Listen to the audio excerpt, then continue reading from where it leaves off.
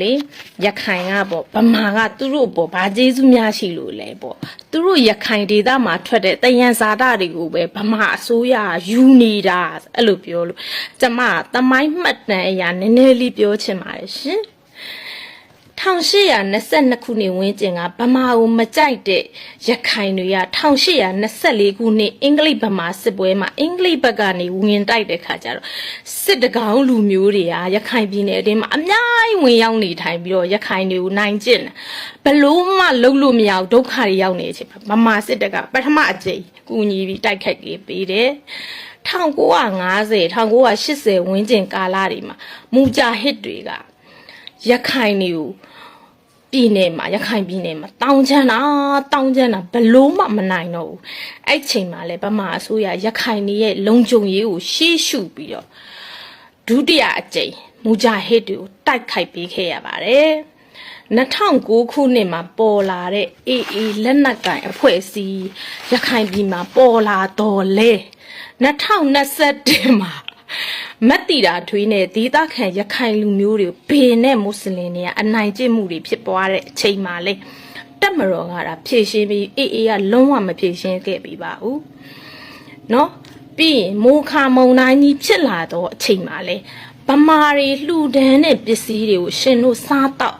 အမိုးအကာအစအကုန်ယူခဲ့တာမဟုတ်ဘူးလား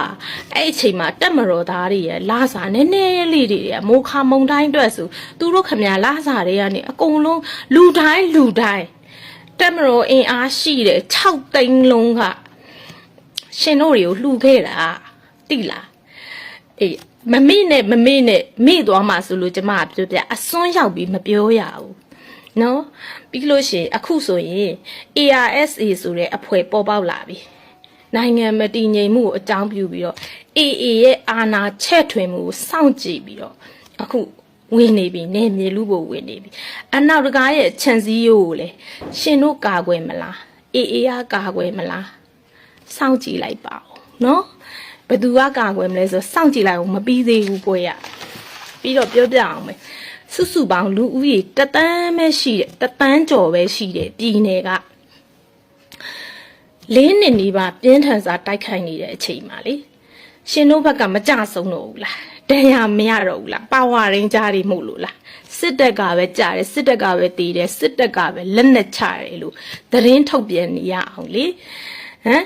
တိုက်ပွဲဆိုတာလေတနက်တွေအမြောက်တွေနဲ့တိုက်မှာတိုက်တာမဟုတ်ဘူးနော်မီဒီယာပေါ်မှာရှောက်တင်ပြီးအဲ့ဒါလဲတိုက်နေတာပဲလေအေးကျမတို့တက်မတော်ဘက်က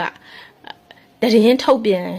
နဲ့ဟာမရှိတော့ခါကျရှင်တို့ပြောသမျှယုံခံနေရတာပေါ့ပြီးတော့မိနစ်20တိုက်ပွဲဟဲ့လားကျမအသေးကြီးခြင်းနဲ့ဗီဒီယို edit တွေလုပ်ထားပြီးတော့ဘာမိနစ်20ပဲကြာတယ်တာနာခ